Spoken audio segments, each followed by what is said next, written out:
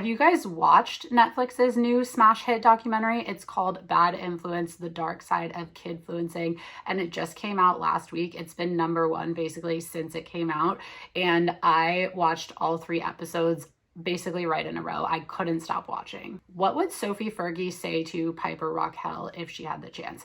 I'm going to be like these influencers and ask you guys to subscribe, but now let's get into it. I'm Fortesa Latifi. I'm a journalist who covers kid influencers and family vloggers, and I actually interviewed Sophie Fergi in her first interview since she starred in Netflix's documentary Bad Influence. So Bad Influence tells the story of The Squad, which was this group of kidfluencers, and they were really, really popular. They reached the peak of viral fame, and at the center of The Squad was Piper Rockelle, who was arguably one of the most popular kid influencers of all time. So we had Piper Rockelle at the center, and we also had her mom, Tiffany Smith, who was kind of the brains of the operations and like the head of The Squad.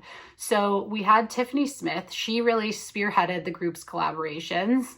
The fame and money that came from being a member in The Squad seemed like a dream come true, but that dream was really shattered when the group disbanded, and actually 11 of the former Squad members ended up filing a lawsuit against Tiffany. So it was against Tiffany and her then boyfriend, Hunter Hill. The lawsuit was filed in 2022. The lawsuit alleged that Smith had failed to compensate some of the Squad members properly and accused her of emotional, verbal, physical, and at times sexual abuse.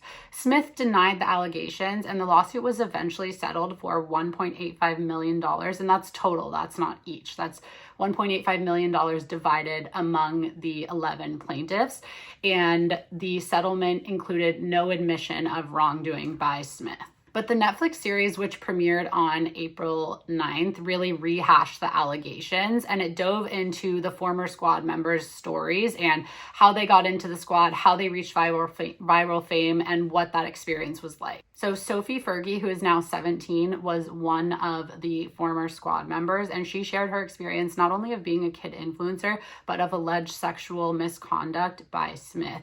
So she tells this really harrowing story where there was apparently this like kind of like alter ego identity that Tiffany Smith would allegedly take on, and it was Lenny the dead cat, and she would talk as Lenny the cat and kind of say inappropriate things. And so the lawsuit alleges that Smith sexually abused Sophie Fergi while acting as what the lawsuit describes as the alter ego identity of Lenny the cat.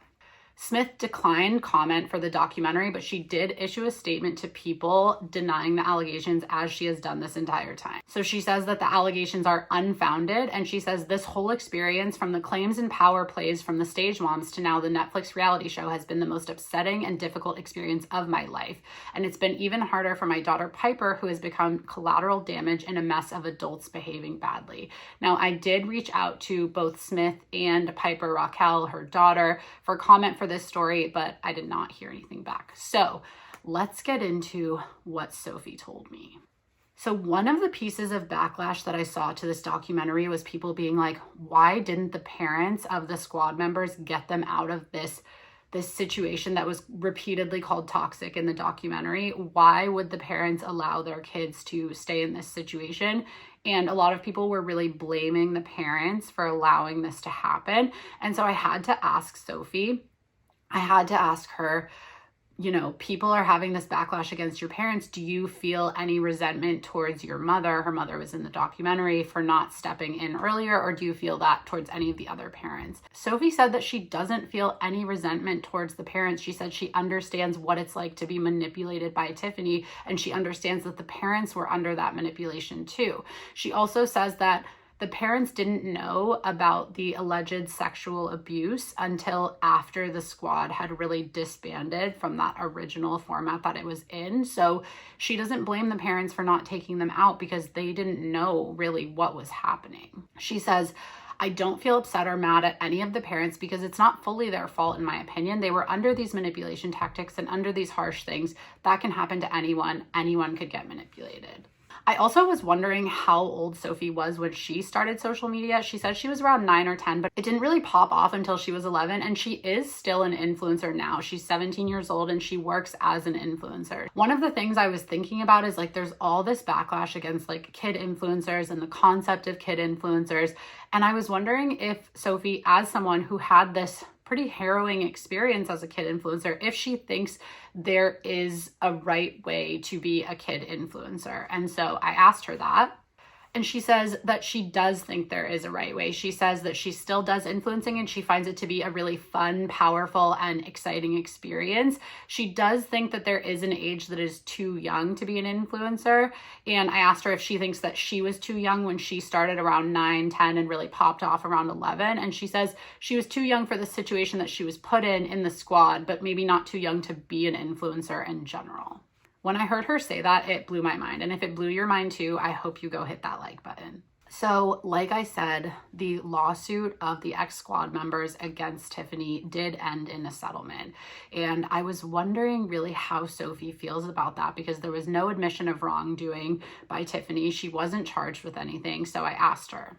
She says that it bothers her tremendously in every way. She says to see somebody who did terrible things to you live completely fine and be able to still do the evil things that she was doing, it hurts. It would hurt anyone. I was wondering if there was anything that was not shown in the documentary that she really wanted to say, or that maybe she wasn't comfortable sharing at the time, but she wanted to share now. And she says that she had more experiences with that alter ego identity of Lenny the cat, who would allegedly sexually abuse her, and was Tiffany acting as Lenny the cat. This is a quote from the story. She says, "I would like to say that there were lots of different occurrences with Lenny. Lenny is Tiffany. She voiced a dead cat and would do very sexual things to people, myself included. I think people watching it obviously got a little knowledge of Lenny, but there's so much more to Lenny, and there's so many more stories that I personally have and that other people personally have, that when I feel that the time is completely right, that I want to come out about." That just broke my heart, like knowing, because just the allegations that were in the documentary were bad enough, and to know that there's more was just really terrible. At the end of the documentary, the kids were really talking about, I guess not the kids, the teenagers now. The teenagers were talking about how they really wish that they could talk to Piper, and part of their motivation for doing the documentary was hoping that it gets back to Piper. So I asked Sophie what she would say to her ex-best friend if she could say anything. And she says it was like so sad. She says she doesn't know if she would say anything except she would just like run and grab her and run away. So she said, "I would almost want to just grab her by the hand and just get her away. I want her to know that it's not okay what's happening, and you are so much more than the camera that is in your face.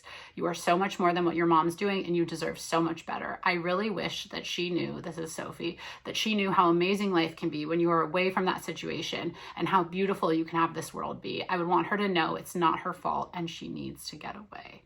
I don't know if that message is going to get to Piper, but that's what Sophie would want to say to Piper if she could. And, you know, I wanted to know if Sophie could go back, if she would still be a kid influencer, knowing what she went through, knowing what happened and how this all turned out and what it meant to be in the squad. Would she still be a kid influencer? She says that she would. She thinks that everything happens for a reason and that now she can be an advocate. So that was really interesting to me, that knowing everything that happened, that she would still take the same path. If you want more inside scoops like this one, make sure to subscribe, because my next video is going to be about the kids who had their childhood turned into content.